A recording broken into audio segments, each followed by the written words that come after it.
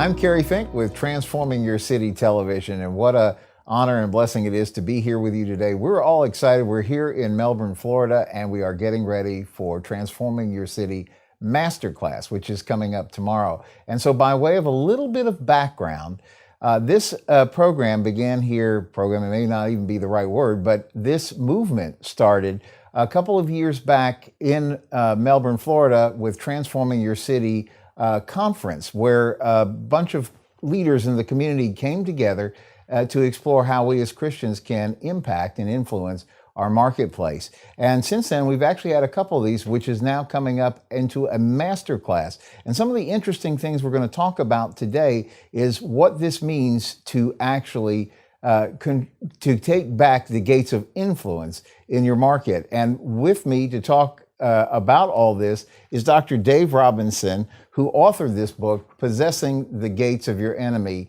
And it's a real good explanation, a first look at how we can transform our cities by really taking control over the three gates of influence, which Dr. Dave will explain is having Christians really well represented in the business community, the governmental aspect of our community, and also the educational aspect of our community. And so that's going to be a whole thing exciting. And our other guest is Dr. Loretta Iannicelli, who is Dean of Admissions for the Chesapeake Bible College and Seminary. She's also the CEO of Care Ministries, and she's also a critical incident chaplain with the Boston Metro Fire in Boston, Massachusetts. Welcome, guys. Good to have you here today. Thank you. Thank you, and did I Dr. say Kerry. that right? Perfect. Thank you, Dr. Kerry. Good. So let me start. This is exciting. This is going to be the third moment that we have together with a lot of really influential leaders in our community to talk about marketplace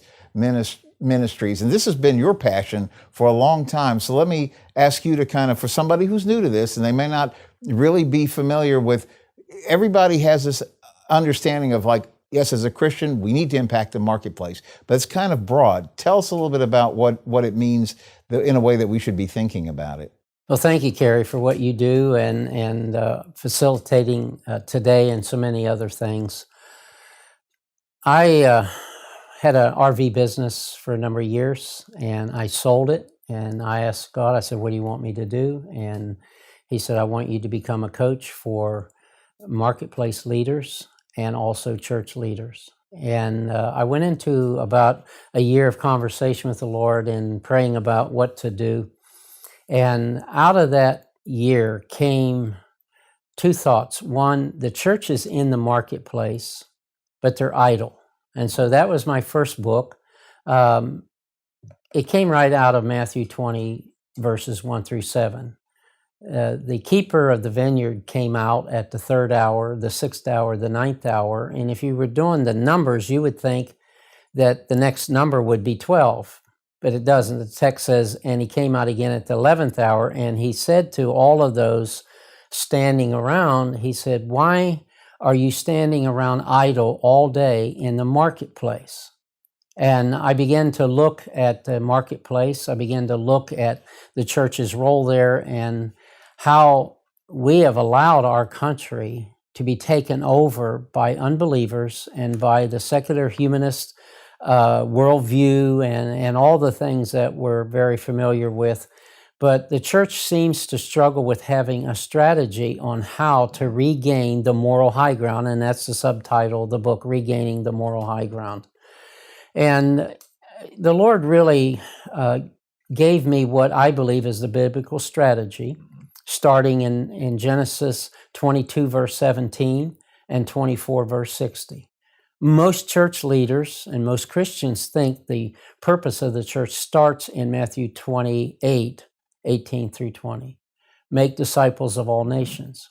The Lord said, you cannot say a nation is discipled unless kingdom values prevail in that nation.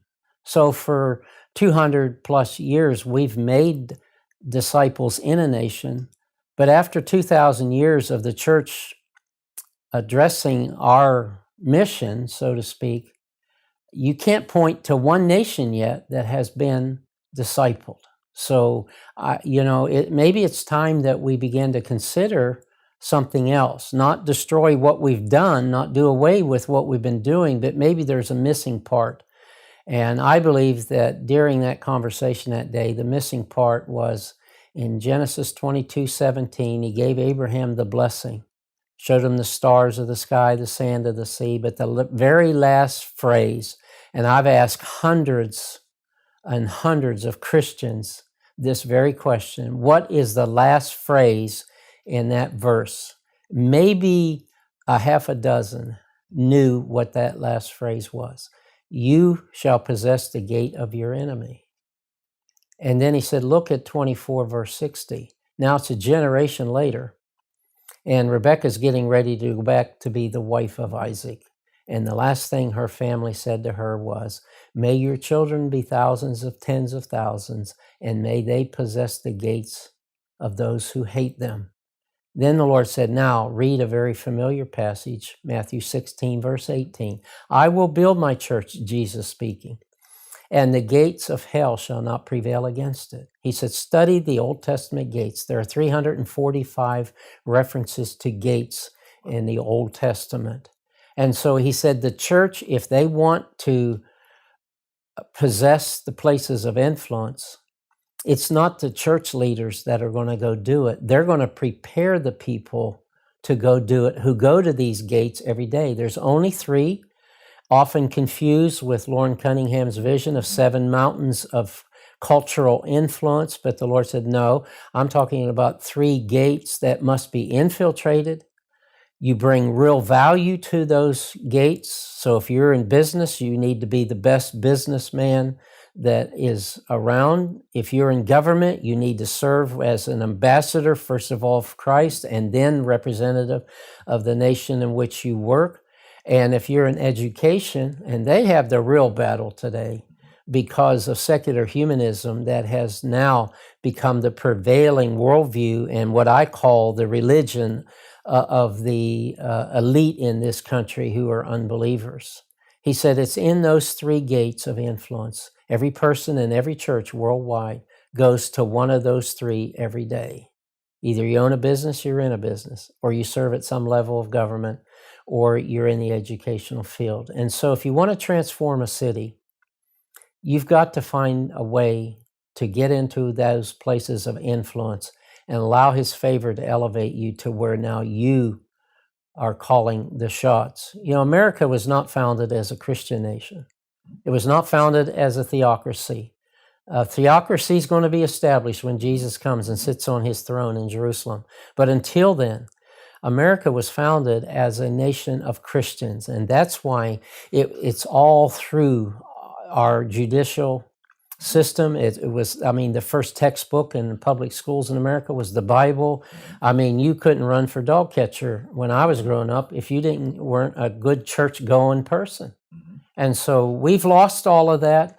And I believe that the way to get it back is to simply take back the gates of those who hate God and start making the world a lot nicer place to live, because the righteous will be once again in power.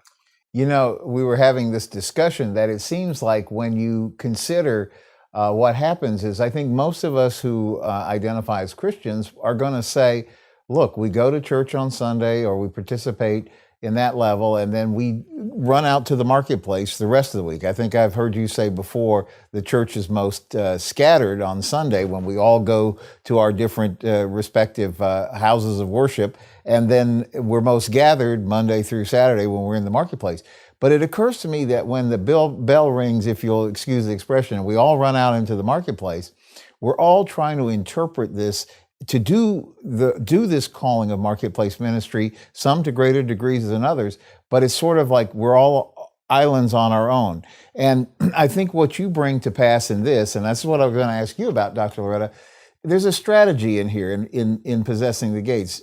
Dr. Robinson puts together a strategy of we've got to look and focus in on these 3 areas and be impactful on intent and purpose to be able to do that. Now, you're in a great geography to bring some clarity to all of this, and this is what you do, and you touch all these three different areas. You're in the education world, you're in the government world because you're working with people in the public sector, and then you also understand it from a business perspective. What does all this mean for you, and how do you apply it where you are in Boston area? Well, thank you, Dr. Carey. It's a pleasure to be here today.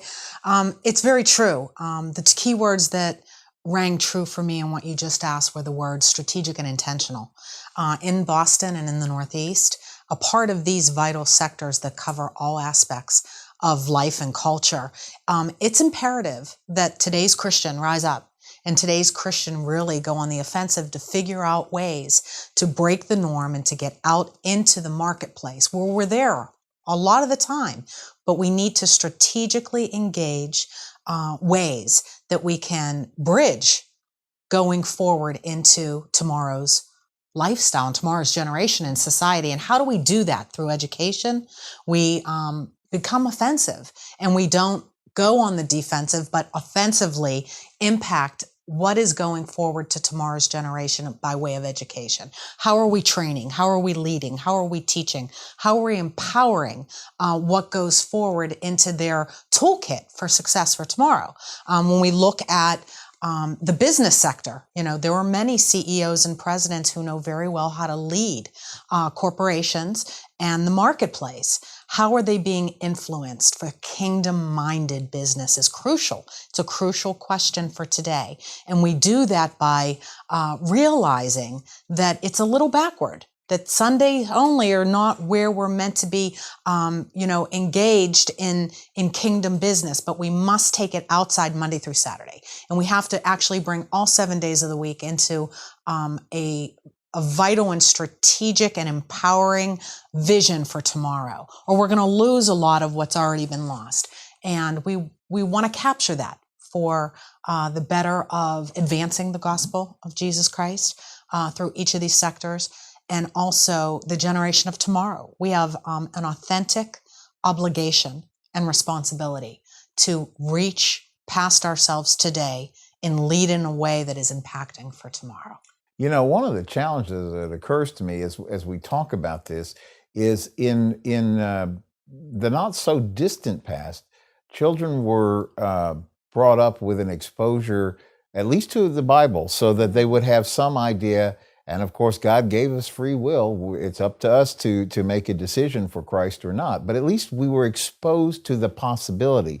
There's so many today that grow up because prayer is not in school, all these different things. It's so difficult. It's almost would feel random or happenstance that a child might have an opportunity to hear about the gospel of Jesus Christ. So when you put together in this book this sort of a strategy, and there's one particular place I really want to go to talk about this, is that in today's society where things are increasingly hostile, where people can't even agree on even basics. It just depends on what mood it seems like somebody woke up this morning, if there's a problem here or if it's not a problem, and this is a politicized problem, this is not a politicized problem. And everything just seems to become more and more antagonistic. There's no more conversation. There's no more, is this going to be right for everybody? It's my side, their side, and it just continues to go that direction. And I was wondering, a point that you had brought up, we were talking about a very, very successful ministry in a very, very major city, one of the major top 10 cities in the country. Pastor was gifted with an ability to talk to people who were trying to come out of an economic disadvantaged situation, and he really mentors them in the spirit of how to take control of your destiny and create finances through entrepreneurship. Very much to be applauded. But the comment that you made that got my attention was, just a few blocks away in City Hall, there's nobody representing the Christian point of view, and so all these businesses now have to be reacting to what I think you said like a 2% or something like that, who's making these rules, because as Christians, we've given up those seats in business and in education, partially because they're very difficult places to exist. I just wanted to get some comments and thoughts from you about all of that. Well, the business community, they pay for everything. Yes. So the government spends money. and the church spends money, but neither one create wealth. Yeah. Deuteronomy 8 talks about he has given power to gifted people to create wealth. And so when you have major ministries that have very little influence on their city, and this particular ministry does wonderful things, empowers business people, but they're somewhat confused on the fact of the roles of both the church leaders and the marketplace leaders. And so in my world, we're all priests and kings as unto the Lord. That's 1 Peter 2:9. Well, that started in Exodus 19 when God came down to visit Israel. He said, I want you shall be for me a kingdom of priests. Then you go to 1 Peter 2:9 today. He says, you are a royal priesthood. And then you go to Revelation chapter 1, verse 6, I believe. It says, you have been for me kings and priests, not two people, one person, because some translations say kingdom of priests. So all we have to do is look at the verb tense. You shall be, you are, and you have been. The church is hung up between you are and you have been. And they have separated the clergy versus the laity. Neither one are scriptural. The words are there, but not in the way that we're commonly using them. And so we need to teach the people who go to the marketplace that they are called ministers of the gospel. 1 Peter 2:9 was not written to just church leaders. Neither was the book of Ephesians written to church leaders. It was written to the body of Christ. The ecclesia, the ecclesiology that we have today, for the first 350 years probably of the church, did not exist. They went to the marketplace. And as you were talking, I thought, when this country was founded, the government leaders and the church leaders, neither one of them were, quote, full-time. Right. Most of them were business people who gave some time to serve in government if they were elected. And those who began to lead the church, they had jobs as well. And so our own history, we started out one way, and now we've morphed into where we have government people who are paid and church leaders who are paid. I struggle not with that, but with the fact that the church has lost its way because we have lost our purpose, and now we don't really know how to get it back. Yeah, and that's really a thing that is so interesting to think about is you talk a lot about having locker room meetings. So we get together in our church, we get spiritually edified and built up. And that's sort of like for us, but then what do we do with it when we go out into the marketplace Monday through Saturday? And I often go, that person who walks in Monday morning and has just been through some terrible crisis, as a Christian, we may be the only Jesus they ever meet along the road because they're not churchgoers. Particularly in your role, where you're quite used to dealing with intense situations in the role of a crisis chaplain, and you're running into people who may not share your faith, and it really becomes an opportunity to minister. But how do you walk that out in that very tight, politically correct kind of an environment? Right, that's a great question. Speaking from experience, I enjoy both life in church, working, in the pastorate, but also in the marketplace. And coming from the experience of the knowledge that people sometimes alienate the other, and what we don't understand and what we don't, what's not comfortable for us becomes hard to affect change or hard to even partake in. So as a chaplain, one of the greatest areas that I have deemed a space for success is finding the common ground amongst the differences. And if we start there and we start with love and something in common, we can at least build out of differences and serve and aid one another. A lot of the crisis and tragedy that I do face a lot of the times is not identified by denomination, cultural background, heritage. We're just all humans. So if we can be humans and we can be neighbors to one another and we can keep that sort of perspective, that is a great launching pad for where we can impact in the marketplace significantly through a way of love and good that is shared amongst all of us. You know, there's two thoughts that come to mind as you said that. One was, I remember we were actually filming some TV with our pastor, and we had taken a break and we'd gone into the break room, and there on the TV there was something about some Russian mothers who had lost their children in a very tragic kind of accident. And as we walked in, there were tears rolling down his cheeks, and he said, I can't understand the language, but I can understand their pain. And, so this is the thing. And if you think through in the Bible, what did Jesus do? He didn't go into church and say, well, let's pray about this thing. He met them where they were, and whatever the situation was. In fact, he got fussed at because he was healing people on the wrong day and things like that, right?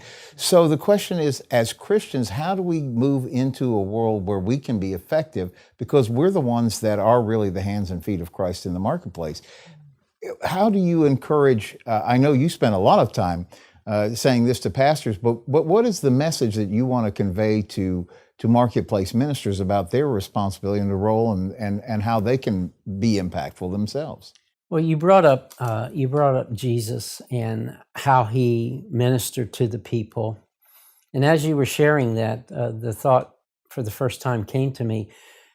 Jesus was the bridge between Israel and the church. Mm-hmm. And so his mission was not to set up his kingdom, because they wanted him to do that. His mission was to be the bridge. And so he has given that to the church. He's saying, now I'm going to give you the mission that the nation of Israel failed in, because he wanted them to be a nation of priests going throughout the earth, discipling the nations. And they abdicated that responsibility, and he gave it to the church. And our representatives in the marketplace are not church leaders, but all of these other Christians who are ambassadors. They're called, they're empowered. We're Pentecostal by persuasion, and we believe in that power and that energy.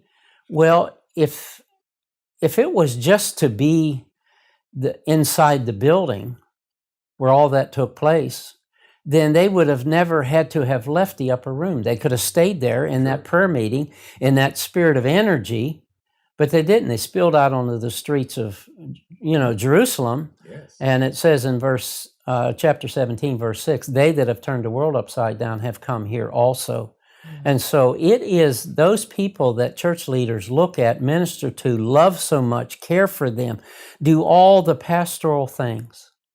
We do all of that, or we should, to get them ready for the ministry that's going to start for them on Monday morning. So Sunday is simply, in my mind, a celebration of what the church did all week long, and we come on Sunday to celebrate that and to worship and, have that family environment. No, it makes so much sense. One of the things I wanted to, we just have a minute or so left, but I wanted to ask you, because in addition to all the other hats you wear, you're also a minister with a church in the Boston area. So do you take what Dr. Dave is saying to heart, and is that part of what you guys try to do when you do gather on the Sunday? Yes, it's amazing. The opportunity to be a marketplace minister really does start with my own individual identity with Christ. But as you shift into the church, into the pastoral role at the pulpit, we are clearly in Ephesians 4 called to not be these pulpit ministers with Sundays being the iconic day. We are called to be those that train and raise up and equip the saints for service. It's very clear. And so when you look at marketplace theology and marketplace ministry through that light, it now becomes a very new and a very exciting way to be the church on Sundays in celebration, but as a launching pad into the marketplace to vitally go out and impact the lives of those that are in need, whether in crisis, whether in victory, but to be the representation outside the church, but from inside the church. It starts there. And I celebrate being a pastor, having the ability to work with others' calls and work with other, who have gifts and talents, not just for inside the church, but to make an impact in the world in today's culture. Well, and we just have like probably even 30 seconds now at this point. But one of the things that we're excited about from the perspective of the Chesapeake Bible College, where you're Dean of Admissions, is that this is now becoming part of the curriculum that's available to students, so that in addition to Old Testament studies, New Testament studies, and some of the various degree programs, this is now becoming a focus for people there. Final comment on that. Final comment is this is long overdue. Leadership is necessary from all aspects of business, government, and the church life. Having this course as part of Chesapeake Bible College and Seminary makes for a very great launching pad that ties it all together and brings those exploring a call to ministry, those that want to serve and love neighbor and community. It's a blueprint to help them navigate ways to take charge of these three gates of influence. And so we are very excited that Dr. Robinson has given us this curriculum to use and launch out into new territory. So thank you very much. We're a little bit out of time on this particular episode of Transforming Your City, but we're really excited about the Transforming Your City event coming up tomorrow, and really excited to continue this path forward of marketplace ministry. Thanks for joining us.